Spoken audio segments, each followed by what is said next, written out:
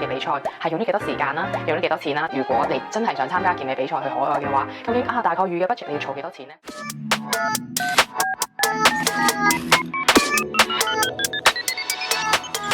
大家好，歡迎翻嚟我嘅 channel， 我係 Honey Chan 陳幸如。咁我啱啱咧就已經喺澳洲嗰度翻咗嚟香港幾日㗎啦，同大家分享一下究竟我為咗呢一次嘅比賽係用咗幾多時間啦，用咗幾多錢啦。如果你真係想參加健美比賽去海外嘅話，究竟大概預嘅 budget 你要儲幾多錢呢？咁首先咧我要因為我媽咪都會睇我嘅 YouTube， 我媽咪亦都好支持我去拍片嘅，同埋我去做一啲我自己中意做嘅事。咁奔放旅程唔係話真係使得好多錢，但係如果咧俾我媽咪知道嘅話咧，佢就一定有同埋佢知道我嚟緊有咁多場比賽，佢一定會話你食翻多啲嘢啦，阿媽支持你。但係你玩到幾時啊？身體健康要緊啦。正題啦，我由今年嘅6月9號開始做 cutting 嘅，然之後咧去到10月28號呢一段期間係 total 經歷21個禮拜嘅減脂旅程。咁我每一周咧大概就係減咗1磅嘅體重。咁期間咧，我亦都有做過好多嘅 cardio 啦，例如我早晚都會去跑半個鐘，心跳咧係達到130至140嘅。我亦都會有幫自己去做到一個紀錄，就係每日自拍一張啦。咁係一個 motivation 嚟嘅，其實大概係做咗28日左右啦。然之後發現咧，我嘅身體係太過 stressful 啦。多研究報告顯示，同埋我自己嘅經驗咧，真係太高 stress 嘅時候，反而個身體係停留個水分好多嘅，係個體重係唔會落去嘅。咁所以咧，同教練傾咗之後，我哋去行翻一個比較 low stress 嘅方法去再做減脂啦，就係行路嘅。臨近比賽嘅6個禮拜，我就已經再冇去做呢一種跑步嘅 cardio， 甚至係行樓梯機啦，我都冇行到樓梯機噶啦。咁反而咧，我個體重由49咧就 drop 到落去47嘅。咁然之後最後尾嗰1個 kg 係點樣 drop 落去嘅咧？就係靠真係放鬆自己個人同埋 carb loading 啦，即係我食多少少嘅碳水化合物，令到個身體個 stress 咧更加低啲。平時我係行 low carb 嘅 diet 嘅，令到我自己嘅身體好難瞓得着覺啊。咁我相信咧每個 diet 都係適合唔同嘅人嘅。咁我自己就減脂嘅期間比較適合低 carb 嘅。而家呢一個狀態，我唔包括我未來嘅狀態都係可以用到低卡去減脂嘅。咁我減脂嘅步伐咧唔快嘅。咁我 total 就用咗21個禮拜去減咗9.4個 kg，即係接近21磅嘅。即係每一個禮拜去跌咗1磅啦，大概係1% 嘅體重。呢一個下降 fat 嘅 rate 都係 within 一個好平穩嘅狀態，咁所以嗰個肌肉量我都係可以維持喺40 kg 嘅。我本身 prep 之前咧，我就係41 kg。咁我用嘅 scale 咧係呢一個 scale，其實量度體重最緊要嘅就係你每一日都係喺同一個狀態、同一個時間去量度嘅。咁其實每一個機器都有佢哋嘅誤差。如果你可以嘅話咧，就保持喺同一個狀態、同一種機器嘅情況下量度你嘅體重，睇翻你嘅 trend 係點樣行，係下降啦、平啊，定係上升咧？呢一個係比較緊要嘅。究竟21磅嘅脂肪係乜嘢概念咧？我幫大家都計過噶啦，1磅嘅脂肪咧大概就係3500個卡路里，乘翻開即係我減咗73500個卡路里。哇！呢個數字究竟係咩數字啊？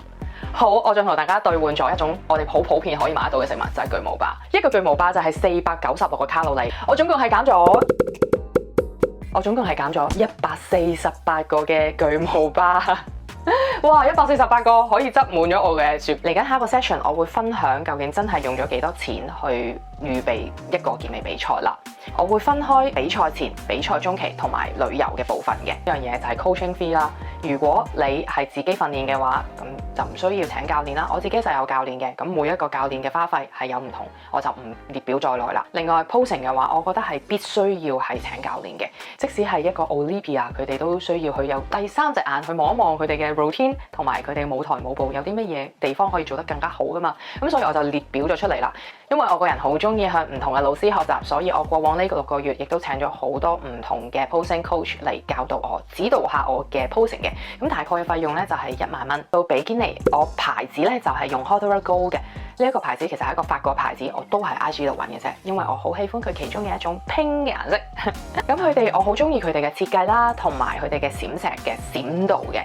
我都試過4個唔同嘅 brand 嘅 bikini。如果大家想知道多啲唔同牌子嘅 bikini，可以留言俾我，咁我就去拍一段短片。究竟我喺呢幾個嘅 brand 裏邊係覺得佢哋有咩好有咩唔好呢？我會再拍多一段片嘅。咁大概呢個嘅花費呢，因為歐羅嚟嘅，咁我就大概兌翻咗港幣係3900零蚊啦。然之後就去到下一個項目就係高踭鞋啦。高踭鞋我就試過2個牌子，今次呢，我就係用 The Shoe Fairy 嘅，佢大概嘅價錢就係700零至1000零蚊啦。我1000零蚊我都試過，但我上台嘅話我就係700幾嘅。如果所以大家都係有興趣想了解多少少我試過嘅牌子嘅話，都可以喺下邊留言俾我，咁我就遲啲再拍多一段片。然之後珠寶首飾我都係用 The Shoe Fairy， 之前我都係用淘寶嘅，咁我發現呢，佢哋都貴得有道理嘅喎，原因係佢哋嘅閃石係真係閃啲嘅。可能大家如果喺淘寶或者喺其他地方揾到啲比較平啲嘅，歡迎同我分享㗎。然之後再下一個項目啦，就係一個會費。咁其實咧，除咗 WNBF 會收呢一個地區性嘅會費之外咧，其他唔同嘅 federation 佢哋都會去收呢一種會費嘅。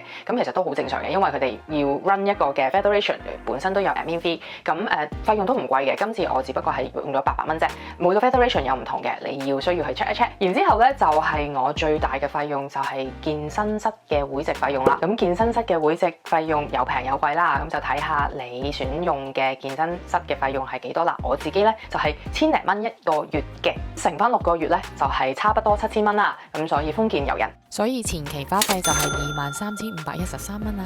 然之後就去到本身比賽項目需要花費嘅，我覺得必定需要用嘅費用啦。第一樣嘢就係你參賽項目嘅費用。點解會打上0呢？係因為我比賽項目係上年 Christmas 嘅時候係 WNBF Australia 去搞咗一個 promote，就係抽獎呢。如果抽到嗰位得獎者係可以免費參加佢哋嘅比賽項目嘅，咁我就做咗呢位幸運兒，我就去抽中咗，所以我今次嘅項目就係0啦。但係其實普遍嚟講呢，每一個項目喺唔同嘅 federation 都係去到800至1600嘅，咁睇下你去到邊一個嘅 federation 啦。每個 federation 有少少唔同，但係你都走唔甩噶啦。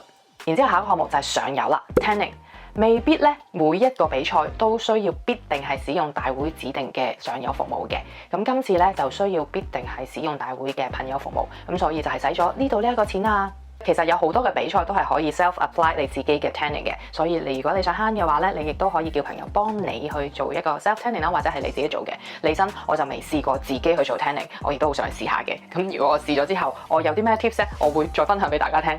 下一樣嘢就係舞台化妝同埋髮型啦，因為我自己本身識化妝，但係我唔識化舞台妝。咁為咗咧去減低我嘅 stress level，我就將呢一樣咁 professional 嘅嘢去交咗俾一個 professional 嘅 makeup artist 啦。咁大概費用就係花費咗喺呢一度1000零蚊啦。然之後下一樣嘢咧就係 stage 嘅 photo 同埋 video 啦。我自己因為外國人咧係覺得呢一啲 moment 係好難去用錢去好難去用錢去衡量嘅，所以幾貴都好啦，我都會去買嘅。咁所以今次我就係用咗2000零蚊啦去做咗呢一個 service 啦。如果你想慳埋，其實就可以唔需要嘅。如果你當地有朋友或者係其他人同你一齊去嘅話，就可以幫你影相嘅。然之後就測謊測試啦。暫時咧 WNBF 咧佢哋全部嘅比賽都需要進行呢一個測謊測試，目的係想了解翻究竟呢一個運動員係有冇食到佢哋唔可以食嘅違禁藥物，或者係一啲sport performance enhancer 咧咁樣嘅。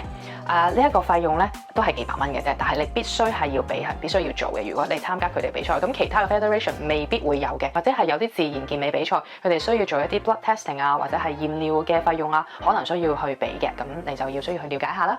另外，如果係去旅行嘅話，你一段長時間你都需要去本地嗰度做健身嘅。如果你嘅酒店係有健身室嘅話，咁可能可以慳翻呢一趟嘅費用。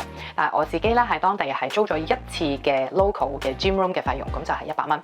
咁唔貴嘅，但係我覺得係需要去列入翻落去必須要嘅項目啦。咁呢一度嘅費用 total 就係5433蚊。然之後嚟到第3 part 咯，就係一個旅費嘅費用。咁第一樣嘢就係需要俾機票啦。咁我自己咧就係用 Asia Mile換翻嚟嘅，咁我就唔需要俾本身機票費用，但係咧稅費係需要俾嘅，大概就係1600蚊左右啦。嗱，我幫大家揾過噶啦，如果咧呢一個10月嘅時間去，係咪一個非繁忙嘅季節，大概5000蚊就可以買得到一個香港去澳洲嘅來回機票噶啦。咁就睇翻你用咩航空公司啦，最平嘅就5000蚊內可以完成得到噶啦。然之後一個澳洲嘅簽證啦，因為香港同澳洲咧都需要簽證嘅，咁所以咧有呢個費用都係800蚊嘅啫。然之後下一個項目就係花費得比較大嘅比數嘅，就係住宿嘅費用啦。我 total 咧咧就係去咗9萬嘅。我揀嘅住宿全部都係 Airbnb， 原因係我可以煮嘢食，同埋佢哋嘅 location 咧都係好方便嘅。咁下一個 section 我會同大家分享一下究竟我 Airbnb 係大概住咗喺邊一個位啦，同埋嘅費用係幾多每一晚嘅。然之後下一個就係景點嘅門票費用啦，因為我主要都係去當地去行嘅，咁就門票嘅費用我只不過係花費咗喺 Koala 嘅嗰個門票上面嘅啫，大概都係200零蚊。其他我全部都係以城市景啊或者沙灘啊其他嘅 activity 係做一個嘅自己平時嘅活動啦。其他我花費不大嘅。然之後下一個 section 就係食嘢啦。其實佢哋當地嘅消費同香港差不多嘅。如果係城市嘅話咧，同香港高少少啦。但係我覺得普遍嚟講係差不多。但係如果食嘢係自己買嘅話，係真係平好多嘅。例如肉啦，佢哋嘅雞成隻雞咧係講緊冷藏嘅，就唔係新鮮嘅，就係20幾蚊港幣嘅咋。咁喺香港咧做特價都係要40幾蚊一隻，仲要係肥雞啦，唔係一啲佢哋嘅 free range 手臂雞，佢哋全部都係free range 嘅，即係我揀嗰啲同埋做特價嗰啲，其實唔特價都好啦，佢哋都係好平嘅啲凍肉嗰啲嘅，即係超嘅凍肉，就唔係真係雪到千年嘅嗰種凍肉啊嚇。咁所以我喺食物嘅花費上面係唔大嘅。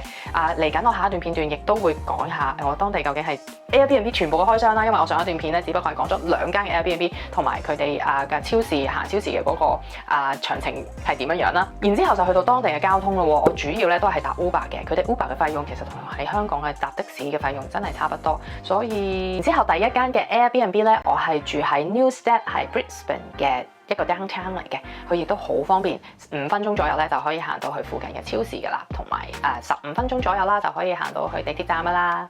咁個費用咧就係大概600零蚊一晚，我住咗2晚嘅。然之後下一間嘅 Airbnb 咧，我就係住咗喺 Sunnybank。點解我會咁樣轉咗咧？係因為佢距離比賽嘅 location 比較近啲啊，咁所以我就轉咗去嗰間嘅 Airbnb 啦。然之後下一間我就係完咗比賽噶啦，我就去咗 Gold Coast 住咗2晚。呢一間 Airbnb 真係好正噶，我嚟緊下一段片段會同大家講多少少。佢嘅費用只不過係500零蚊，唔使600蚊。然之後最後一間我就飛到落去 Sydney 啦，咁我只不過係住咗1晚嘅啫，因為我要喺悉尼嗰度搭飛機翻嚟香港。咁佢嘅費用就係我咁多間嘅 Airbnb 裏邊最貴嘅，咁就大概700零蚊啦。但係咧佢最正嘅就係佢裏邊有隻狗仔啊，好熱情，好正嘅。咁我所有 Airbnb 全部都係同屋主去同住嘅，但係我自己有自己嘅個人空間，就係自己間房啦，同埋洗手間。咁其實我已經覺得好幸福噶。最正係乜嘢？係可以有一個好大嘅廚房啊，同埋我喺香港嘅地方係真係好唔同。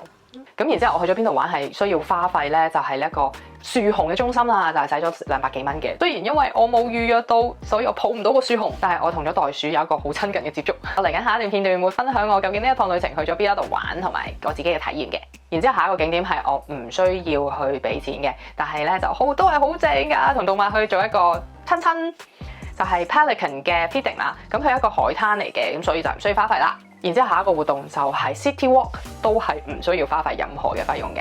我自己個人咧就好中意周圍行啦，同埋睇佢哋嘅建築啦，睇佢嘅歷史。但係可惜我真係唔夠時間去當地嘅博物館。我平時好中意去博物館度睇嘅。咁我嚟緊下一次咧，一定會揸緊時間去睇呢一啲嘢嘅。我花費嘅費用係比較多喺交通上面嘅。關於旅費咧，我就係使咗差不多9000零蚊啦。講咗咁耐，究竟你用咗幾多錢啊？OK， 其實我成個旅程係用咗21,296蚊。其實呢一個數字我已經減咗喺香港嘅健身室會籍費用同埋機票錢啦，同埋我免咗參加比賽項目費用嘅錢嘅。咁所以如果你加埋嘅話咧，大概都要3萬零蚊㗎。咁我去之前其實我都已經儲緊錢㗎啦。我自己咧本身係有分開唔同嘅項目儲每個月嘅錢嘅，例如係我嘅本身生活費用啦、家用啦，仲有學習嘅費用啦，我擺好多錢啦，學習嘅費用同埋呢個 fitness 嘅自己儲錢嘅項目嘅，咁所以咧就千祈唔好先使未來錢啦。咁嚟緊我仲有4個比賽，所以我都儲咗一定量嘅錢先可以 support 到我自己中意做嘅事。如果你都係想參加海外比賽嘅話，希望你可以喺呢一段片段裏邊 get 一啲嘅 insight 幫到你啦。如果你有啲咩問題或者係想分享你自己個人經驗嘅話咧，你可以喺下邊留言俾我㗎。但係千祈唔記得 subscribe 我嘅 channel 同埋 like 我嘅 video 支持我啊！我哋嚟緊下一段片段見啦〜